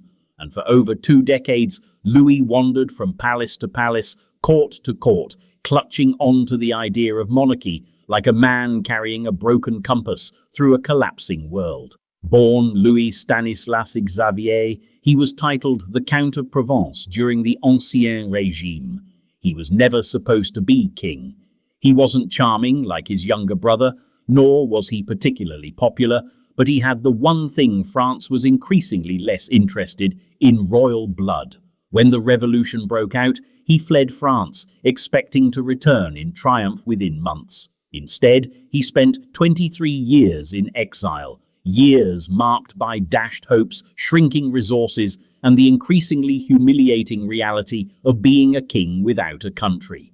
After Louis XVI's execution in 1793 and the death of his nephew, the young Louis XVII, in captivity, Louis XVIII declared himself king in exile. It was a bold claim, backed by no territory and funded by dwindling family reserves. He was recognized as monarch by a few loyalist émigrés and sympathetic European courts, but in practical terms, he had no power, no throne, and, after the Napoleonic takeover, nowhere to go. He moved from Italy to Russia, then to Germany, and eventually to England. Each time he relocated, it was with fewer possessions and less ceremony. In Mitau, modern-day Latvia, he lived in a drafty palace owned by the Tsar. In Verona, he stayed with relatives who regarded him more as a burden than a guest. In England, he settled into Hartwell House in Buckinghamshire, a damp and crumbling manor where his makeshift court lived off donations and borrowed dignity. During these years, his government consisted of a handful of loyal nobles, many of whom could no longer afford powdered wigs. They held mock councils, debated fantasy policies, and drafted proclamations for a France that wasn't listening. Louis called himself King of France and Navarre and insisted on royal protocol at dinner, even as creditors came knocking. Hartwell House became a kind of royal limbo, a place where titles remained intact but carpets did not. The gardens were overgrown. The roof leaked. The French court in exile had all the ceremony of Versailles with none of the money, power, or relevance. Louis XVIII wrote endless letters to monarchs across Europe, begging for support, negotiating alliances, and hoping, against all odds, that Napoleon's empire would one day collapse. And when it finally did, in 1814, he returned to France not with triumph, but with caution. He entered Paris under the watchful eyes of British soldiers and skeptical citizens. He reclaimed the throne, but not the past. The monarchy had changed. France had changed, and Louis XVIII, the once exiled king who had spent years living off the charity of other crowns, now wore the one thing he'd never lost, his own unshakable belief that kingship was a calling, even if no one was answering. But before Louis got his second chance, another royal, his cousin across the channel, was hiding in taverns, borrowing coin from courtiers, and selling jewels to pay for his next night's meal. He wasn't yet Charles II. He was a king in waiting, pacing across Europe with nothing but his father's memory and a dangerously expensive taste in exile. 22. King Charles II of England, before the Restoration. Before he became the charismatic merry monarch of England, Charles II was more of a melancholy one, a king without a kingdom, dodging bounty hunters and bankruptcy with equal enthusiasm. After the execution of his father, Charles I, in 1649, the monarchy in England was declared dead, but Charles, just 19 at the time, insisted it wasn't over. And for the next 11 years, he wandered Europe in a royal haze of failed diplomacy, half-hearted invasions, and a deepening reliance on the generosity of relatives, rivals, and anyone willing to cover his increasingly awkward bar tabs. Charles's exile began in earnest the moment the executioner's axe fell on his father. The world had changed overnight. Parliament had abolished the monarchy and declared England a republic under Oliver Cromwell. Charles fled first to the Isles of Scilly, then Jersey, and finally to France, where he tried to present himself as a credible sovereign in exile. The French court gave him shelter, but not much else. France was in the middle of its own political chaos and had limited interest in funding an English royal who brought more baggage than backup. He bounced from France to the Dutch Republic, then to Cologne and Bruges. At times he was treated as a royal guest. At others he was barely tolerated. His court was a skeleton crew of loyalists living on borrowed dignity and rapidly depleting resources. Nobles pawned family heirlooms, servants went unpaid. Charles himself often had to move not for diplomatic reasons, but because the rent was overdue. He tried to reclaim the throne in 1651 with an invasion through Scotland, hoping to unite the royalists under one last banner. The plan failed spectacularly at the Battle of Worcester, where Cromwell's forces crushed the Royalist army. Charles narrowly escaped, famously hiding in an oak tree while Parliament soldiers searched the woods beneath him. From there he embarked on a dramatic escape across England, constantly disguised and on the move, sleeping in barns, hiding in priest holes, and relying on commoners for food, directions, and occasional distractions. After that, exile hardened. Cromwell ruled with iron confidence, and Charles's chances of return dimmed. In France, where once he was treated with mild reverence, he was now an inconvenient houseguest. His letters to other monarchs pleading for funds began to sound more desperate. He borrowed constantly from nobles, from exiled supporters, from foreign courts, and repaid them with vague promises of future titles and land grants, all contingent on a throne he no longer had. Still, he waited and watched. Cromwell's regime began to strain under its own rigidity. When the Protector died in 1658, the Republic quickly unravelled. By 1660, public appetite for monarchy returned, not out of nostalgia, but exhaustion. The English wanted stability, and Charles, charming and adaptable, offered it. He was invited back not as a conqueror, but as a compromise. But the man who stepped off the ship in Dover to reclaim his throne was not the same young prince who had fled 11 years before. He had tasted poverty, worn borrowed clothes, and bartered nobility for meals. He understood how quickly fortune turned and how easily crowns slipped. His restoration was triumphant, yes, but never secure. And while Charles returned to glittering palaces and public adoration, another king, his own son in a future generation, would do the opposite, ascending to luxury only to fall hard into exile once more, clinging to Catholic loyalty in a Protestant country. James II didn't just lose his crown, he lost his cause, and with it, every guarantee of royal comfort. 23. King George IV of England. By the time George IV became king in 1820, he had already spent the better part of a decade ruling as Prince Regent, effectively wearing the crown, while his father, George III, slipped into permanent mental decline. But if George IV is remembered at all today, it's less for his policies or leadership and more for his unmatched ability to bankrupt himself on an astronomical scale. He wasn't just a king with bad spending habits, he was a royal with a taste for extravagance so extreme that it made the nation's accountants develop migraines. Born in 1762, George was the eldest son of King George III and Queen Charlotte. As Prince of Wales, he enjoyed every privilege Britain could offer, and then demanded a few more. He loved architecture, fashion, food, women, and most of all, things he could not afford. By the age of 21, he was already neck-deep in debt. Parliament bailed him out once, then again, then again. It became a tradition. George would spend recklessly, Parliament would reluctantly clear his debts, and the public would grumble about subsidizing royal indulgence. The centerpiece of his extravagance was the Royal Pavilion in Brighton, a bizarre, brilliant fusion of Indian, Chinese, and Regency architecture that looked like a palace designed during a fever dream. It cost a fortune. So did his wardrobe, so did his stables, his wine cellar, his royal dinners. Even his waistline had trouble keeping up. He was known for changing outfits multiple times a day and throwing money at tailors faster than they could take his measurements. George's personal life was no less chaotic. In 1795, he reluctantly married his cousin Caroline of Brunswick, largely for financial reasons. Parliament agreed to another debt bailout if he tied the knot. The marriage collapsed almost immediately, and they separated soon after the birth of their only child, Princess Charlotte. The two waged a petty public feud for years, culminating in Caroline being barred from George's coronation, despite still technically being queen. The scandal only added to his unpopularity. When he finally became king in 1820, George IV was already bloated, both politically and physically. His popularity, once bolstered by sympathy during the Napoleonic Wars, had cratered.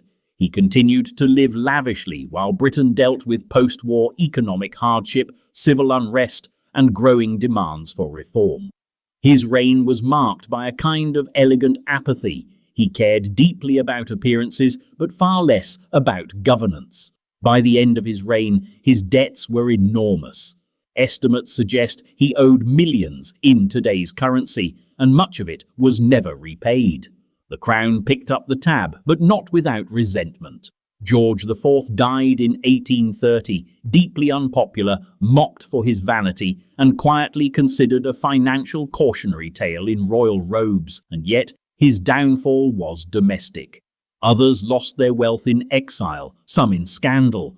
But the next royal grandson of Queen Victoria and once Emperor of Germany lost everything in the ruins of a war he didn't start but couldn't escape. His exile came not with a scandal but with an armistice. His wealth, like his empire, vanished into the 20th century smoke. 24. Kaiser Wilhelm II. Kaiser Wilhelm II was born into power, crowned in opulence, and exiled in silence. As the last German emperor and king of Prussia, his reign began with bombast and optimism and ended in a crumbling Dutch manner, pruning roses while the world he helped unravel moved on without him. If ever there was a cautionary tale about the fragility of empires and the delusions of grandeur, Wilhelm provided it, armed with a sabre, a waxed moustache, and a crippling sense of divine entitlement. He became Kaiser in 1888 during what was known as the Year of the Three Emperors, inheriting the throne from his father, Frederick III, who ruled for just 99 days. Wilhelm was young, energetic, and desperate to prove himself, not just as Germany's sovereign, but as a central force in world politics. Unfortunately, he also had the subtlety of a cannon and the patience of a lit fuse. One of his first acts was to dismiss the towering Chancellor Otto von Bismarck, the architect of German unification. Wilhelm wanted full control, no shadows, no handlers, no rivals. What followed was a foreign policy so erratic it made European diplomats invent new ways to frown. He believed in Weltpolitik, a vision of Germany as a global empire, complete with a navy to rival Britain's, colonies across continents, and military displays that substituted nicely for diplomacy. He posed in medals, gave inflammatory speeches, and inserted himself into almost every international crisis of the early 20th century. By the time World War I erupted in 1914, Wilhelm's aggressive posturing had already isolated Germany diplomatically. Still, when war arrived, he treated it like a parade, predicting a swift victory and dreaming of imperial glory. But war, as it tends to do, didn't listen. As the fighting dragged on and the casualties mounted, Wilhelm's role became more ceremonial. Real power shifted to his generals, and by 1918, even his own military had lost faith in him. Facing revolution at home, mutiny in the navy, and the collapse of the Central Powers, Wilhelm fled to the Netherlands in November 1918, just days before the armistice. He wasn't deposed in a dramatic coup or a battlefield surrender. He simply left, and the monarchy collapsed behind him like a tired stage set. The Weimar Republic was declared. The Hohenzollerns were done. Wilhelm spent the rest of his life in exile at Huisdoorn, a manor house in the Dutch countryside, where he lived out his days in nostalgic irrelevance. His once vast fortune was largely seized or inaccessible. He brought as much as he could carry, furniture, uniforms, books, but he was no longer royalty, only an expensive guest. His lifestyle was scaled-down nobility, formal dinners, military uniforms for no one's benefit, and long, rambling conversations about how the world had gone wrong. He maintained illusions of return for years, fantasizing about a monarchist revival, but no one came calling.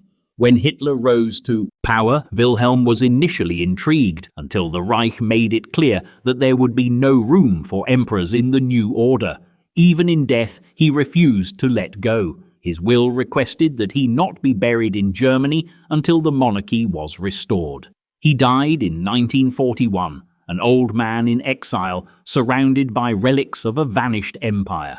His fall wasn't theatrical, it was administrative. One day he was emperor of millions, the next a retired monarch with an overgrown garden and unpaid bills. And while Wilhelm faded among tulips and teacups, another king, this one far from Europe, would find himself deposed not by revolution or war, but by the cold indifference of a changing world. Forced to flee, jobless in exile and buried far from home, he became a monarch who once ruled a kingdom and later worked for wages in America. 25.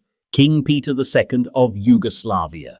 King Peter II of Yugoslavia was a monarch born into chaos, crowned in crisis, and buried in exile twice. He was the last reigning king of Yugoslavia, a title that once promised the leadership of a new, unified Balkan kingdom, but ultimately left him wandering foreign cities, signing autographs instead of decrees, and working odd jobs to keep his royal name from becoming just another footnote in exile. Born in 1923, Peter was the son of King Alexander I, a monarch who attempted to stitch together a deeply divided region into a single national identity. It didn't work. When Alexander was assassinated in Marseille in 1934, Peter became king at just 11 years old.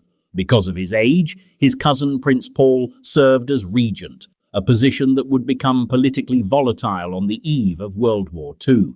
As the war approached, Yugoslavia found itself caught between the growing pressure of Nazi Germany and its own internal divisions. Prince Paul tried to keep Yugoslavia neutral, but in 1941 he reluctantly signed a pact with the Axis powers. That decision triggered widespread unrest. In a matter of days, a military coup ousted the regent, and the 17-year-old Peter II was declared of age and given full royal authority, a king overnight, a pawn by morning. The Nazi response was immediate. Germany invaded Yugoslavia just weeks after Peter took power, and the kingdom collapsed almost as fast as it was declared saved. Peter fled to Greece, then to Jerusalem, and finally to London, where he set up a government in exile, more symbolic than sovereign.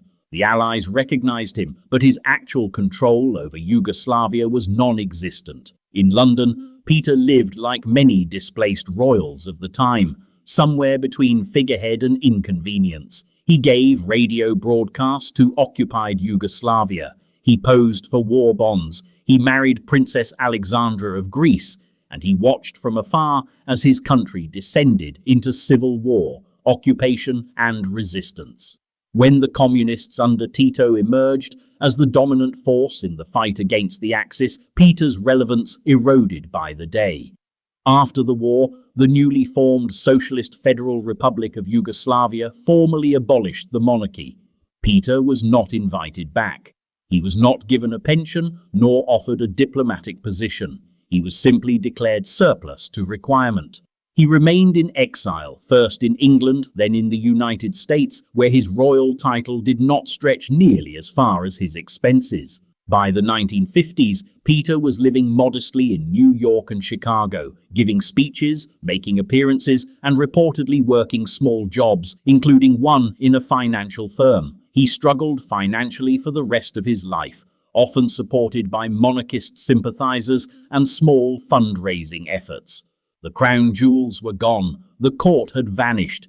Even his home country had stopped acknowledging him. He died in 1970 in Denver, Colorado, after years of declining health and personal hardship. At the time, his burial in Libertyville, Illinois, marked the only case of a European monarch being interred on American soil. It wasn't until 2013 that his remains were returned to Serbia for a state funeral, decades after his exile had quietly erased him from memory. Peter's was a royal life, cut down not by scandal or war, but by history's refusal to wait. And as Yugoslavia moved on without him, another king, this one from Romania, would face a similar fate. Stripped of his crown by communists, he would end up a pilot, a farmer, and a man still calling himself king long after the throne was sold for parts. 26. King Michael I of Romania. King Michael I of Romania lived 2 royal lives and lost them both. Crowned first as a 6-year-old figurehead and again as a reluctant teenager during the storm of World War II, he would be one of the few monarchs to stand up to Hitler, outlast a dictator, and then be forced out by a new kind of regime altogether. His exile wasn't marked by scandal or military defeat, but by a quiet, bureaucratic sweep of communist authority, followed by decades of financial struggle, obscurity, and the surreal experience of watching his country erase his name while using his old palaces as tourist attractions.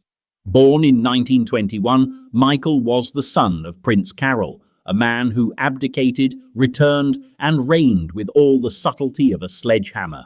Michael's early years were a royal chessboard. He was crowned king in 1927 after his grandfather Ferdinand's death, but was soon replaced when his father returned to power in 1930 as King Carol II. Michael was demoted to crown prince and paraded around like a living insurance policy. The monarchy in Romania had already begun to unravel, caught between foreign interests, internal corruption, and the rising tide of fascism. In 1940, Carol II abdicated again, this time for good, and Michael, still only 18, became king once more. But real power was held by General Ion Antonescu, who aligned Romania with Nazi Germany. Michael was a constitutional decoration, kept around for appearances while Romania joined Hitler's war machine.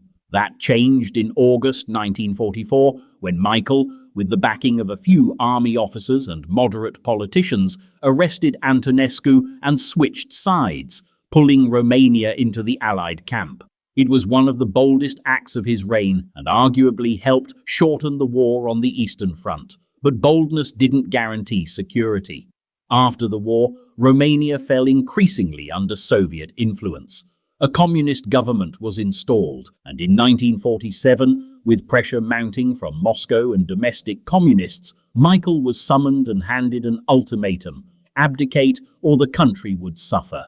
Guns were reportedly present in the room. He signed. He was then flown out of the country with only a few personal possessions and a state promise that he wouldn't return.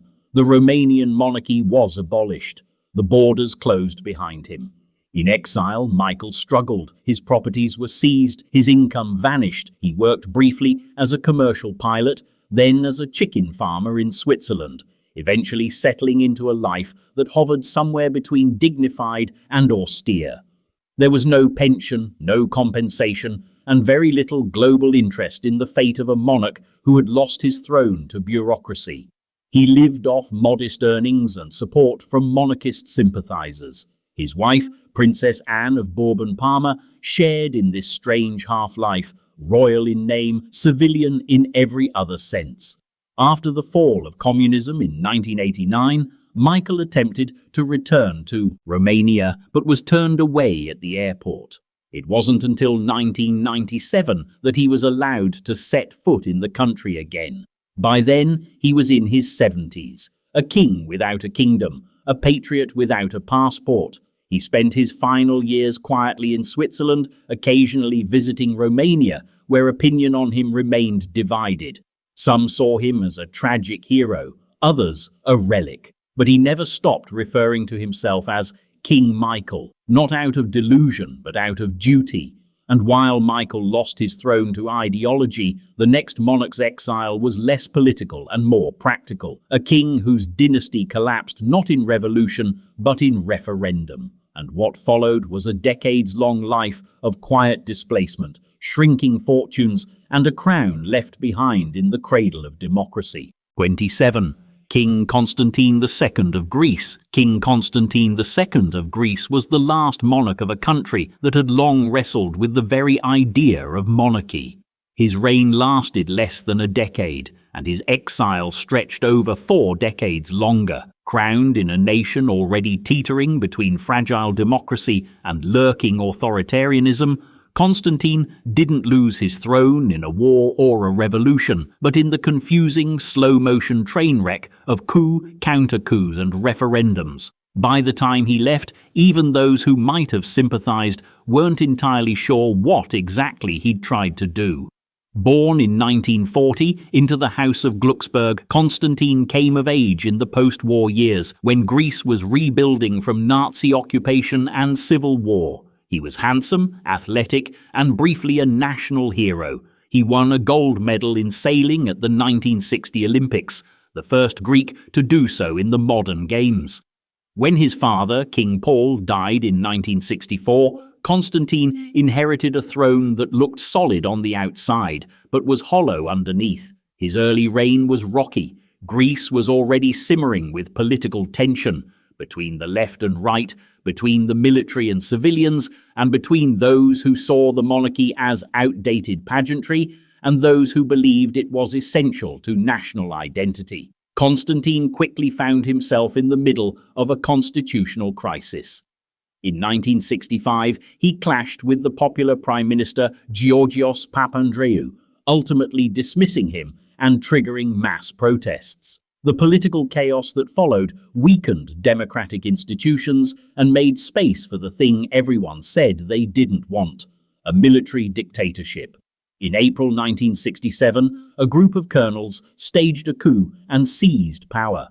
Constantine, blindsided but trying to hold on to his throne, reluctantly swore in the new junta's government. It was a move he would never live down. Many saw it as weakness, others as complicity.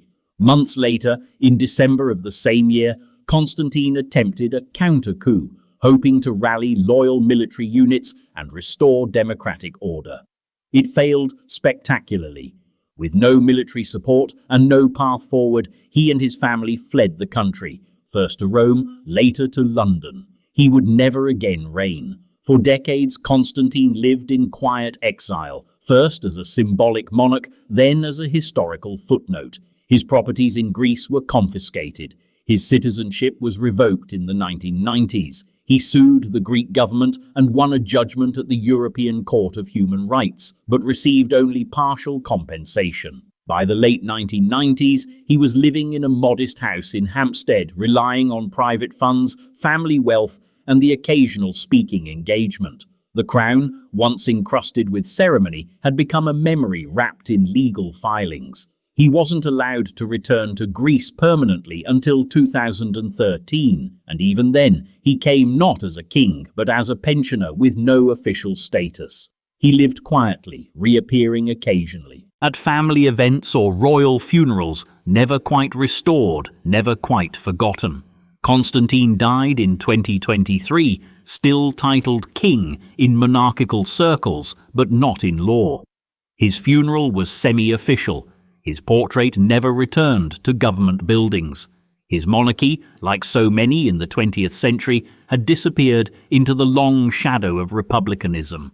And while Constantine faded into gentle exile, another king, this one from a country of poets and sailors, would find himself deposed by a revolution that didn't bother to wait for the ceremony. A monarchy ended in minutes, a dynasty reduced to postcards, and a king left behind in England with nothing but titles and tea. 28. King Manuel II of Portugal. King Manuel II of Portugal wasn't supposed to be king at all. He was the spare, the quiet, educated younger son of King Carlos I, more interested in literature and sailing than politics or power. But in the volatile climate of early 20th century Portugal, destiny often came not with grandeur, but with a gunshot or two. In 1908, Manuel's father and older brother were assassinated in broad daylight during an attack on the royal carriage in Lisbon. Suddenly, the bookish teenager was no longer a prince. He was a monarch, barely 18, inheriting a crown riddled with bullet holes. His reign lasted just over 2 years, a short and anxious chapter at the tail end of a long dynastic saga. Portugal, by the time Manuel took the throne, was on the edge of political collapse. The monarchy had been teetering for years, propped up by royalists, resented by republicans, and resented even more by the military. Corruption scandals, debt crises, and social unrest had turned the once proud Portuguese empire into a fragile shell. Manuel tried to act as a stabilizing figure, dismissing unpopular officials, pushing for constitutional reforms, and distancing himself from his father's authoritarian policies. But idealism rarely moves faster than revolution. On October 5th, 1910, a military coup backed by Republicans swept through Lisbon. The monarchy was declared abolished. Manuel, informed that rebels were closing in, fled the palace by boat. He headed first to the coastal town of Mafra, then to Gibraltar, and eventually to England. He never returned to rule, and he never abdicated officially. Like many monarchs of his era, he simply left and found the doors locked behind him. Exile wasn't gilded. Manuel lived for a time in Richmond, then in Fulwell Park, a modest estate on the outskirts of London. He lived quietly, with dignity, but without the infrastructure of a court. He was granted no pension from the new Portuguese Republic, and what personal wealth he retained had to stretch across decades of dislocation. His once imperial lineage was reduced to curiosity. To make ends meet, he wrote, he collected books, he studied Portuguese history. He became something of a scholar, assembling one of the largest private libraries of Portuguese literature outside the country itself. His name slowly faded from political conversation and settled into footnote territory, less a monarch in exile than a gentleman with a very specific reading list.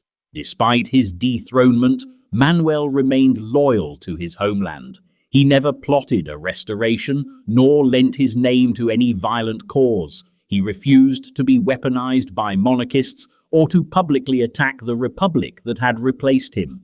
His life after kingship was marked by restraint, which, for a former royal, is a kind of revolution in itself. Manuel II died in 1932 at the age of 42, without heirs, in his English home. The Braganza line, which had ruled Portugal for centuries, ended with him. He was buried in Lisbon years later, but only as a private citizen. Portugal had no appetite for monarchy, and he had no illusions about that. Yet while Manuel faded gently into scholarly obscurity, another king, this one from the rugged Balkans, would exit the stage in a blur of war, gold, and vanished treasure.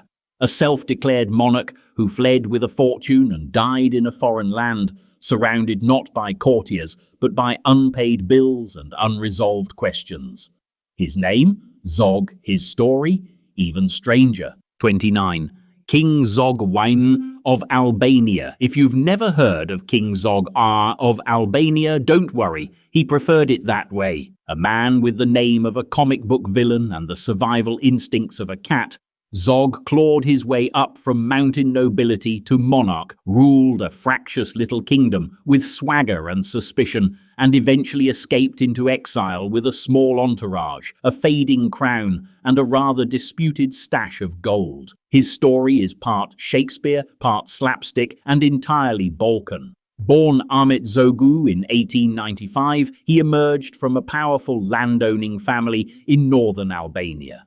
After World War I, Albania, newly independent and in constant turmoil, cycled through governments faster than its population could learn who was in charge. Zogu, shrewd and ambitious, rode the chaos like a wave. He was prime minister by his late 20s, president soon after, and finally, in 1928, declared himself king. It was a coronation devoid of divine right, but rich in symbolism. A self-made monarch for a self-fractured state. Zog ruled not with majesty, but with meticulous paranoia. He survived multiple assassination attempts. Some sources claim over 50, including one in which he reportedly pulled a pistol from under his robes and fired back. His rule blended modernization with monarchy, tribal alliances with bureaucracy. He banned the traditional Islamic veil for women, modernized infrastructure, and tried to centralize the scattered authority of the mountain clans. But his grip on the country was fragile, sustained more by loyalty and intimidation than constitutional strength. Financially, Albania was poor. Zog's court, however, was not. He lived lavishly in Tirana's royal palace, imported furniture from Italy, and married a Hungarian countess in a ceremony designed to impress Europe's elite. many of whom didn't show up. As fascism spread through the continent, Zog tried to balance between Mussolini's Italy and his own nationalist instincts. It didn't work. In 1939, Italy invaded Albania. Zog fled the country with his wife, newborn son, and several crates reportedly filled with national gold reserves. Exile for Zog was less of a tragedy than a long-running logistical problem. He bounced from Greece to Turkey, then to France, and finally to England, where he rented a mansion in the countryside. The British press treated him as both curiosity and caricature. One headline famously dubbed him the Smoking King, noting his habit of going through over 200 cigarettes a day. His court in exile dwindled over time, and his funds slowly evaporated. Rumors swirled about the vanished Albanian gold. Some claimed he used it to fund his lifestyle. Others insisted it was seized en route. After World War II, the communist regime of Enver Hoxha took over Albania and officially abolished the monarchy. Zog, still styling himself as king, tried to organize a royalist resistance. It failed to gain traction. By the 1950s, he was living in relative obscurity. His royal dreams faded into memory. He died in France in 1961, buried far from the rugged hills he once ruled. His story ends not with a bang, but with the kind of quiet exile that turns kings into trivia. Yet even Zog's turbulent life couldn't compare to the quiet heartbreak of a queen thousands of miles away, one whose throne was stolen not by revolution, but by annexation. A monarch whose name is a lullaby in Hawaiian history, but whose later life was defined by isolation, disinheritance, and the slow, polite erasure of a kingdom. 30. Queen Liliuokalani of Hawaii. Queen Liliuokalani didn't lose her throne in a battle. She lost it in a boardroom. Her kingdom wasn't overthrown by rebels or revolutionaries, but by sugar barons in tailored suits and foreign diplomats with treaties in their briefcases. Her reign as the last sovereign monarch of the Hawaiian kingdom was brief, symbolic, and tragic, less a rule than a stand. And when the dust settled, she was left not as a queen, but as a symbol, living out her days in reduced circumstances, composing music in a home she no longer owned. Born in 1838 to a high-ranking noble family, Liliuokalani was well-educated, politically astute, and fluent in both English and Hawaiian. She ascended the throne in 1891 after the death of her brother, King Kalakaua. The kingdom she inherited was already under heavy foreign influence, especially from American businessmen who dominated the sugar industry and held deep control over the economy. They wanted a Hawaii that served their interests and a monarchy that stayed out of the way. But Liliuokalani didn't stay out of the way. She proposed a new constitution to restore native Hawaiian political power and reduce the influence of foreign landowners. It was a bold, defiant move, and it gave her enemies exactly what they needed. In 1893, a group of American and European businessmen, backed by the U.S. minister to Hawaii and with the support of U.S. Marines stationed nearby, orchestrated a coup. They declared a provisional government. The Queen, unwilling to risk bloodshed among her people, surrendered peacefully, trusting that the U.S. government would reverse the takeover once the truth emerged. It never did. Instead, Hawaii was annexed by the United States in 1898. Liliuokalani spent years petitioning, protesting, and advocating for her people. She even traveled to Washington, D.C. to plead her case, but her appeals were met with indifference, and history moved on without her. In her later years, she lived in Honolulu, no longer queen, no longer wealthy. Her lands had been seized, her income reduced to a pension. She relied on donations, royalties from her published songs, including the famous Aloha Oi, and the quiet support of loyal friends. She hosted guests with grace but lived modestly. The royal court was gone. The palace was now a government building. She died in 1917, a private citizen in the home of her childhood, surrounded by portraits of a vanished kingdom. Her funeral was ceremonial, but the crown she wore had long since turned to myth. Liliuokalani's loss was not just personal, it was national. Her story remains a haunting reminder that sometimes thrones aren't seized by force, they're signed away behind closed doors. And sometimes royalty dies not with exile, but with silence.